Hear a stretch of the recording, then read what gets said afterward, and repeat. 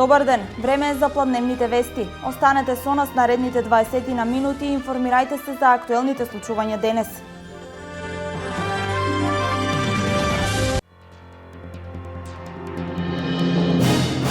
Туристичката населба Беровско езеро ги добива потребните предуслови за поинтензивен развој на туризмот. Колекторот за отпадни води почна да се гради, а пешачката патека е во употреба.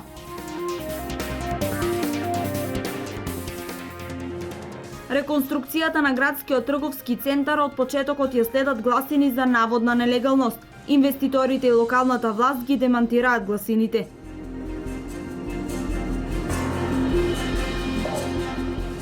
Националниот сојуз на слепи лица доби нови помагала. Околу 800 говорни мерачи на шеќер во крвта, мерачи на притисок, говорни топломери и часовници со Брајово писмо.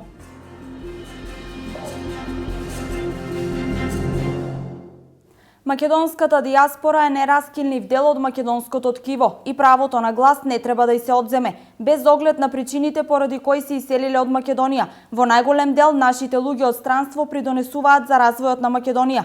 Премиерот Никола Груевски апелира до политичките партии да не се ускратува можноста на глас и на пратеници од дијаспората.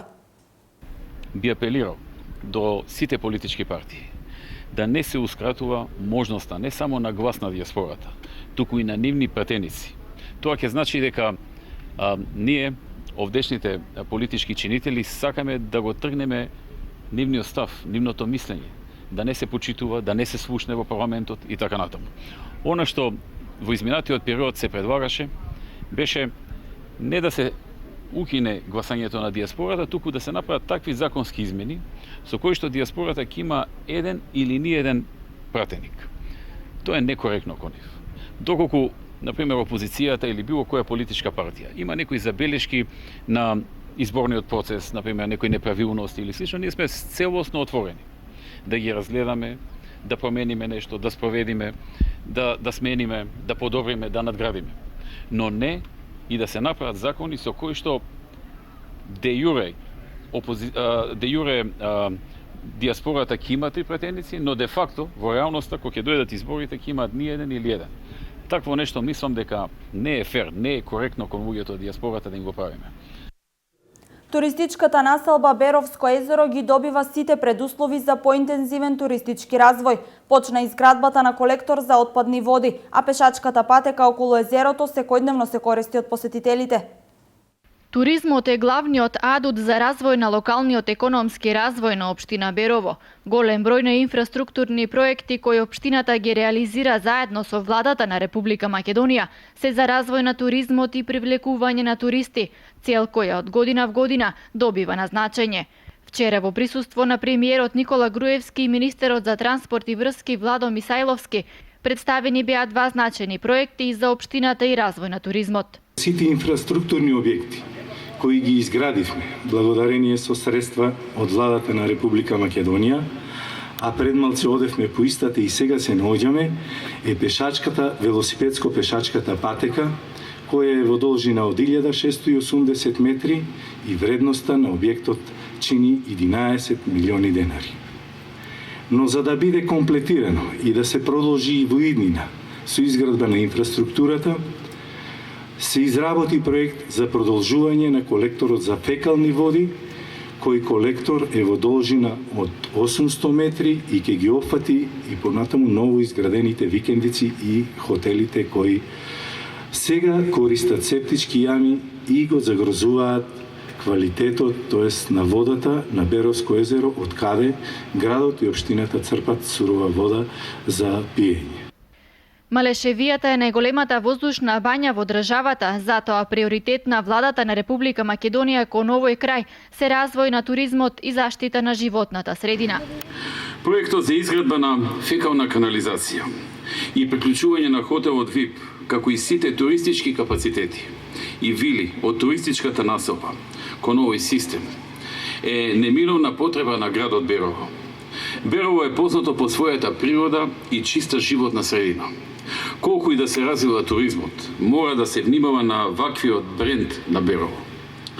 Од овие причини, но и од причини што градот Берово пие вода од Беровското езеро, Ние како влада решивме да и помогнеме на општината за изградба на овој дел од фекалната канализација и издвоиме 3 милиони денари. После изградбата на канализацијата, сите објекти кои моментално користат јами ќе може да се приклучат на системот. На тој начин ќе превенираме можни излевања на фекалии во езерото. Ќе направиме уште еден чекор напред кон развој на туризмот, но и чекор напред во зачувување на природата и на здравата животна средина.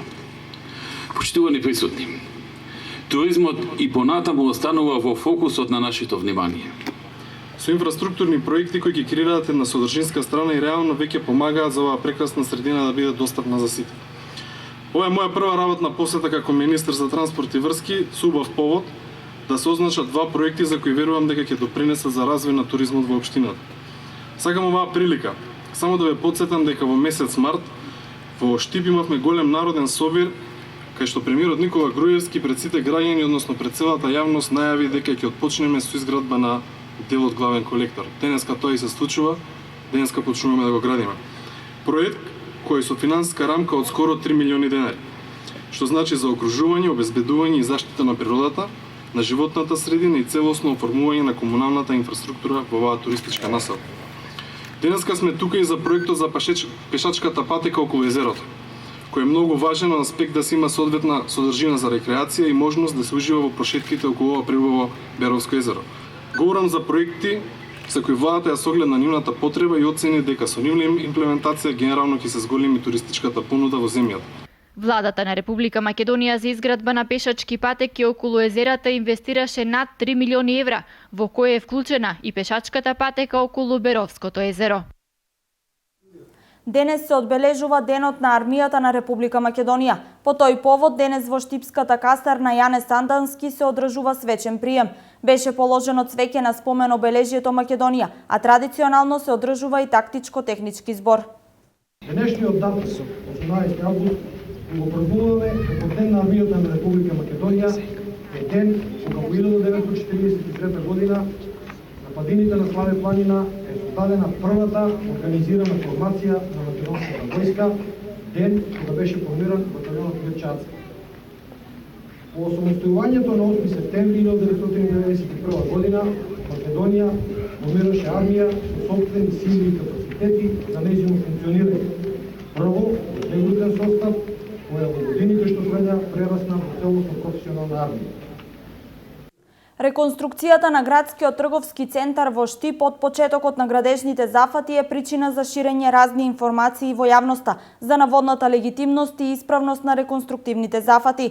Денес за оваа состојба се огласи Штипската локална самоуправа и инвеститорите во трговскиот центар, кои поседуваат околу 70% од објектот.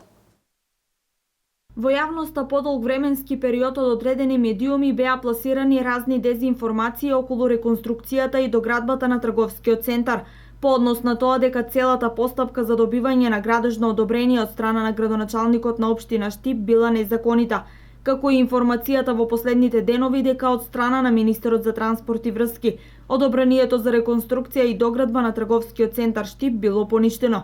По тој повод денес се огласија локалната самоуправа и инвеститорите во трговскиот центар со став дека постапката согласно законот за градење е запазена. Во соопштенијето од инвеститорите во трговскиот центар стои: ние како инвеститори во трговскиот центар Штип цениме за потребно да ја информираме јавноста за вистината околу реконструкцијата на трговскиот центар, како истата не би била доведувана постојано во заблуда од одредени медиуми. Имено, постапката за реконструкција и доградба на трговскиот центар Штип е отпочната уште во текот на 2011 година со измена и промена на деталниот урбанистички план и истата промена на урбанистичкиот план ги помина сите потребни фази согласно законот за градење. Во јавноста исто така деновиве имаше повеќе шпекулации дека од страна на министерот за транспорт и врски на Република Македонија одобрението за реконструкција и доградба на трговскиот центар Штип било поништено, а кое нешто е апсолутна невистина и такво решение не постои. И истовремено сакаме да ја информираме јавноста дека пред Основен суд Штип нема никакви судски постапки. Од општина Штип пак со свој став: Дозволата за надградба на терасата и реконструкција и доградба на дел од холот на трговскиот центар во Штип е дадена по основна собственост на посебните делови од трговскиот центар и собственост на земјиштето за кое е приложен имотен лист кој е добиен од Агенцијата за катастар на Република Македонија Штип. Најодговорно тврдиме дека постапката е водена согласно законската легислатива. Реконструкцијата на трговскиот центар е важна за градот бидејќи ќе донесе нов модерен лик на еден објект кој со децении пропаѓаше и наместо гордо стана предмет на подбив заради користењето на терасата како јавен тоалет, стои во соопштението испратено од општина Штип. Слепите лица во Македонија добија нови помагала што треба да им го олеснат секојдневниот живот. Околу 800 примероци на помагала им се дадени на користење на членовите на Националниот сојуз на слепи лица. Се работи за говорни мерачи на шекер во крвта, притисок, говорни топломери и часовници на брајовото писмо. Говорни мерачи на шеќер во крвта, притисок, говорни топломери и часовници, како и часовници на брајово писмо, добија слепите лица од Македонија. Министерството за труд и социјална политика им ги подели овие помагала, се со цел да им се улесни животот на овие лица. Оваа година ќе издвоиме околу 1 милион денари за околу 800 примероци на помагала кои што ќе им користат на членовите на Националниот сојуз на слепи лица. Се работи за говорни мерачи за притисок, говорни мерачи за шекер во крвта, индикатори за течност, говорни топломери, говорни часовници, исто така часовници на брајово писмо кои што треба да им го олеснат секојдневниот живот на слепите лица во Република Македонија. Владата на Република Македонија на лицата кои се со 100% оштетен вид им доделува месечен надоместок од 7.000 динари, а се опфатени околу 2.500 лица. Воедно министерот соопшти дека успешно се реализира и проектот за вработување на 300 лица со попреченост.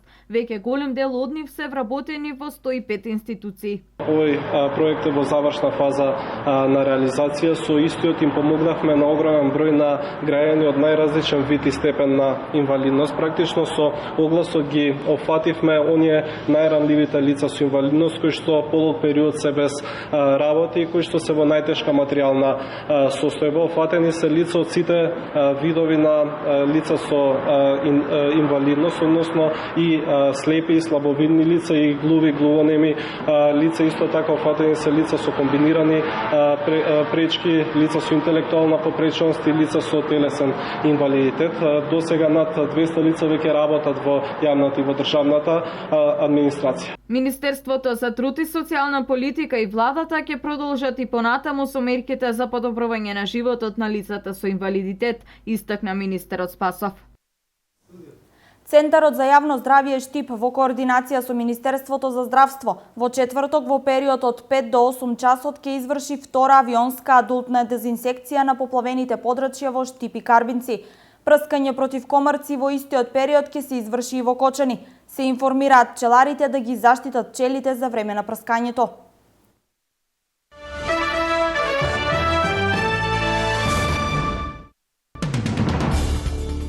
Американската федерална влада и даде дозвола на нафтената компанија Royal Dutch Shell да може да експлоатира нафта во Арктичкиот океан, северозападно од брегот на Алјаска, прв пат по повеќе од 2 децении. На компанијата Shell е дозволено да експлоатира нафта околу 2400 метри под дното на океанот и тоа прв пат по 1991 година.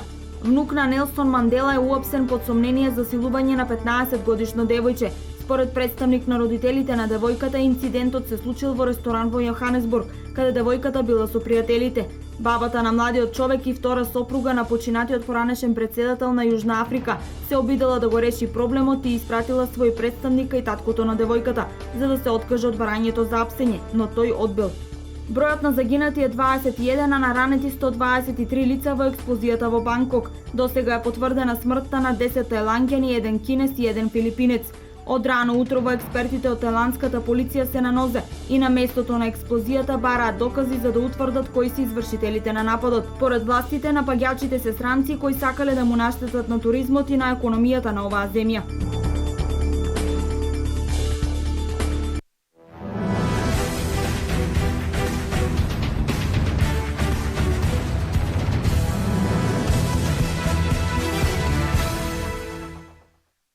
Ракометниот клуб Делчево се најде на чекор до финалето во рамки на меѓународниот ракометен куп Скопје 2015, турнир на кој учествуваат 24 екипи во машка и женска младинска конкуренција. По третиот ден тимот од Делчево успеа да го совлада тимот на Вардар 1 со резултат 25-20. Со оваа победа ракометарките на Делчево си обезбедија полуфинале на турнирот, а нивен следен противник е екипата на ракометниот клуб Бар од Црнагора, минатогодишен победник на Скопје 2014. Ракометарките од Делчево ги очекува доста тежок полуфинален надпревар, но и влогот е голем финале на турнирот. Инаку Скопје Куп 2015 е турнирот затворен карактер на кој учествуваат само екипи кои добиле покана од организаторот. Целта на турнирот е овозможување на квалитетни надпревари пред почетокот на младинските национални првенства.